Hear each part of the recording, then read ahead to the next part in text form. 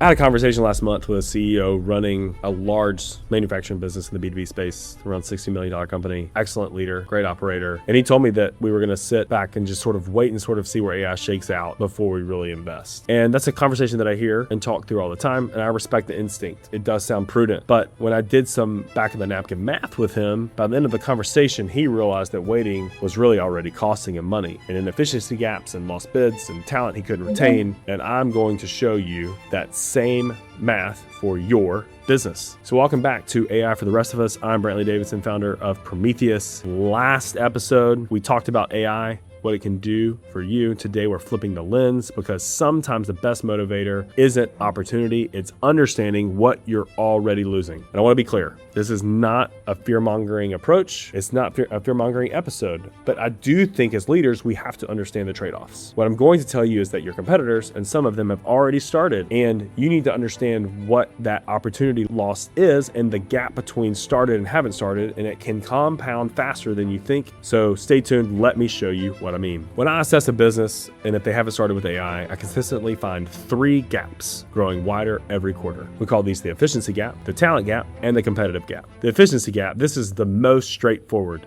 Every manual process in your business has a cost, and that cost isn't necessarily static. It can be growing. Why? Because labor costs go up as complexity and revenue goes up and volume goes up. But your manual processes don't scale. They just get more expensive and more ever prone with scale. So let's make this real. Take example, a mid-market manufacturer doing around 50 to 60 million in revenue. They've got a production scheduling process that's mostly manual. Spreadsheets, conversations, Teams chats, tribal knowledge, intuition. And look, industry benchmarks would suggest that AI optimized scheduling delivers at least 20% efficiency gains. And so let's be conservative and say 10% on a $50 million operation with say 40% in production costs. You do the math, that's 20 million in production spend. A 10% improvement is 2 million per year. Every year you wait, that's 2 million you're leaving on the table. And that's one process. Now multiply that across scheduling, quality, inventory, maintenance, customer service routing, estimating, invoicing. Every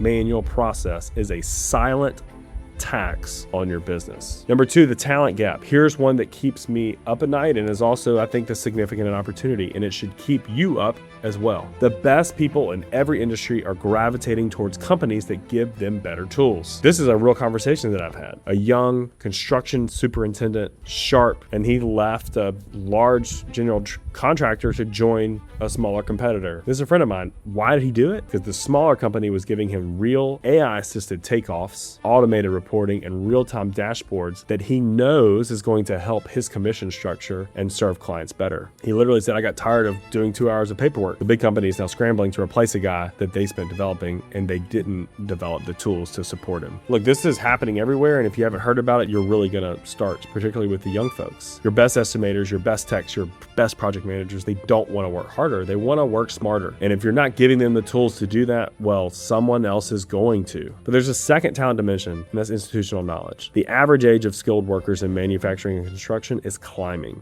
When your best people retire, their knowledge walks out the door unless you've captured it in systems. AI is the single best tool we've ever had for encoding institutional knowledge, and every month you wait, more knowledge evaporates. Third, the competitive gap. This is the one that compounds the fastest, and it's the hardest to see because you don't know what you're losing. You don't see the bid you lost because a competitor used AI to sharpen their estimate by 3%. You don't see the customer who churned because a competitor's AI flagged the risk and intervened before you even knew there was a problem. You don't see the market share slowly shifting because a competitor's fulfillment is 15% faster. These aren't hypotheticals. I'm describing real situations from businesses that I've worked with in the last 12 months. How is this compounding and why is it a problem? Here's what makes this really urgent and genuinely urgent, not marketing urgent, because AI advantages compound. So when a competitor of yours implements AI-driven demand forecasting and you don't, they don't just forecast better in 1 month, they forecast better today, which means they stock better, which means they fulfill better, which means they retain customers better, which means they have more data and their AI gets more accurate.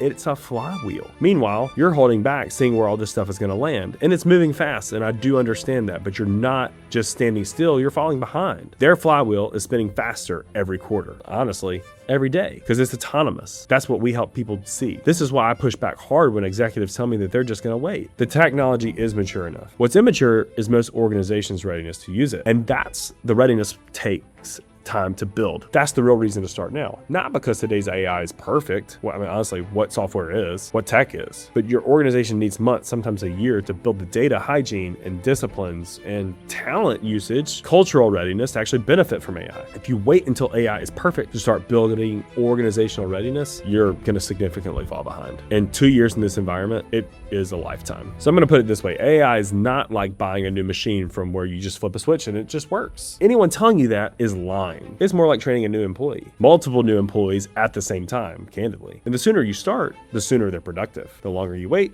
the more training they need when they finally arrive. So let's talk some math for a second. I do have an accounting degree, so I do want to go to the math. Let me give you a framework to estimate what waiting is costing you specifically. This is really the delay cost calculator. Identify your top 5 manual repetitive processes by labor hours per week. Add them up, multiply by your average fully loaded labor cost, and that's your weekly manual process spend on just those 5 processes. Number 2, apply conservative efficiency gain from AI. That's your weekly savings opportunity. Multiply by 52 weeks. That's your annual cost of delay on efficiency alone. Add talent costs. What did your last key person departure cost in recruiting, training, and lost productivity? Industry average, by the way, says that 1.5 to 2x their annual salary is the cost. So if AI-enabled tools could have retained even 1 key person per year, then add that number. Add competitive costs. This is hard to quantify, but sometimes just think about it. How many bids did you lose by less than 5%? How many customers churn that you didn't see coming? This is where you really need to be honest and make sure you include that. So we've run this exercise with many mid-market leaders. The number is almost never below $500,000 annually. For some companies, it can be multi-millions, we'll say. Let me say this again, that the cost of doing nothing is typically between $500,000 and let's just say $3 million to be conservative. And look, that's growing. And look, I know that this is the opportunity cost discussion, but it's not all doom and gloom. Here is the good news, because I don't want you to be spiraling. The gap is real, it's closable. And the companies that are winning with AI right now didn't start years ago. Most really started between,